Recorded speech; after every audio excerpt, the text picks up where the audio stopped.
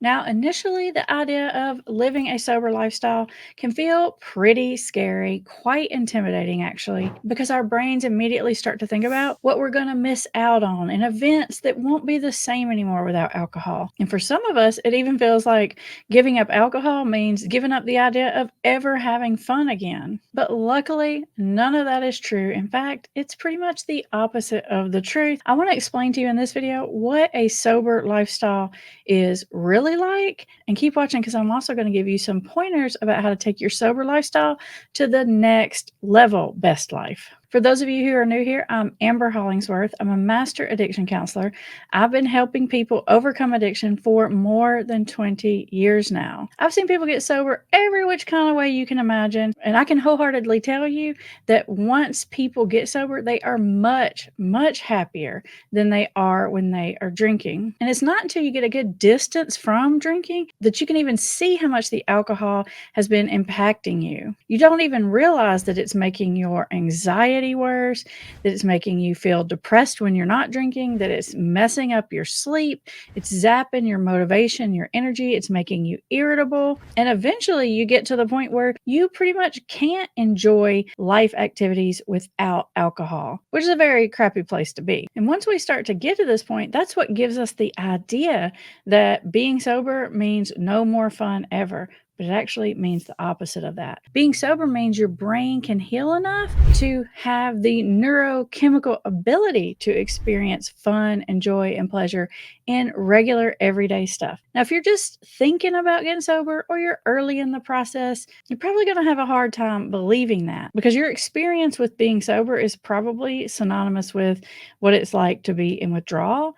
You got to wait a few weeks for those brain chemicals to restabilize and things start to change. Whereas you initially think that being sober means you're going to be giving up, you're going to be missing out, you're going to have all these restrictions on what you can and can't do, you're going to find that the sober lifestyle is the opposite of that. You are going to have the freedom and flexibility to go where you want to go, when you want to go, who you want to go with.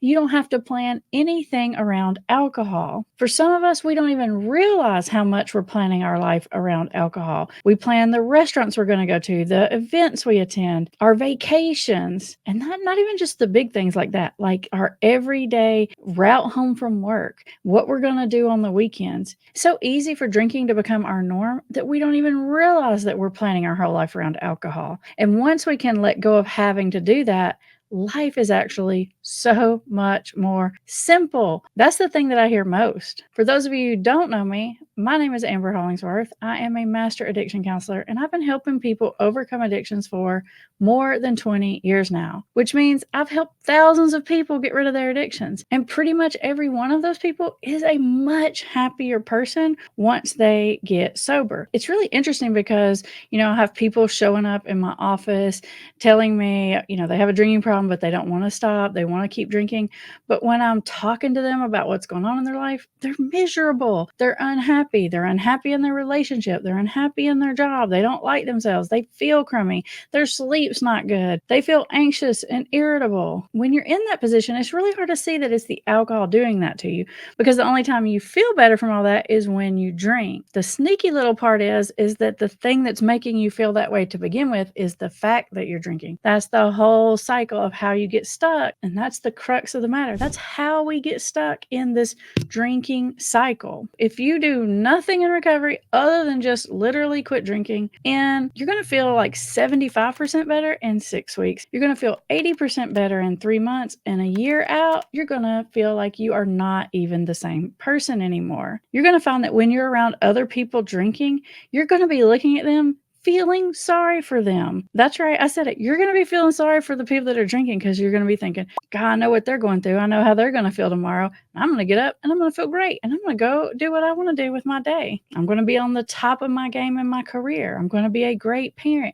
I'm going to actually enjoy all those little joyful moments that life gives us. Now, if you're new in this process, or maybe you haven't even started yet, you're just thinking about it, you're probably looking at me thinking, whatever, I don't believe you. You are a crazy lady. But you don't have to believe me.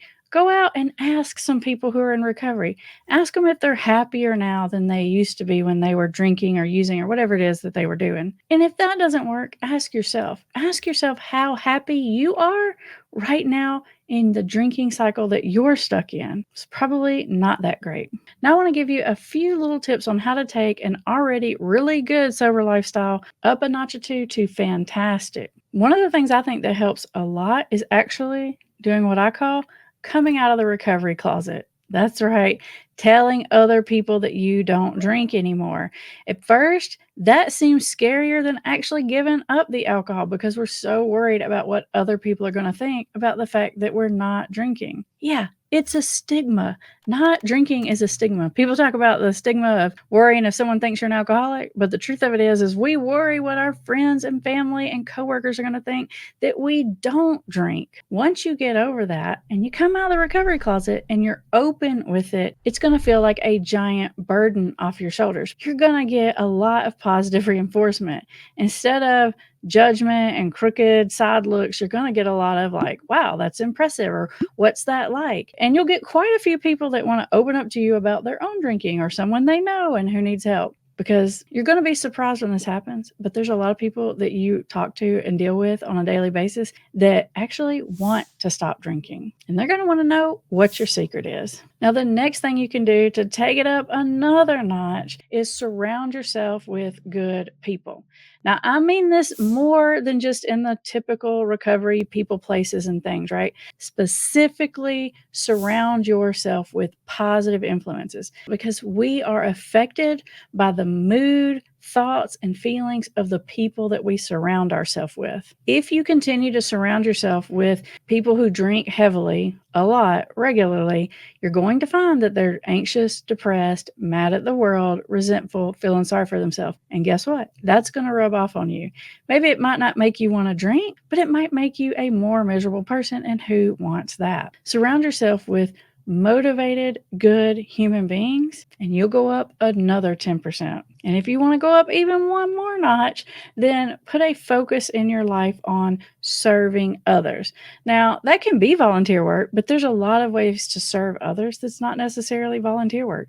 You can serve the people in your house and in your community. You can serve the people that you work with by being a good human being, by bringing that good energy to someone else. Of course, you can do it the old fashioned way. You can go to the soup kitchen, you can volunteer. That definitely counts.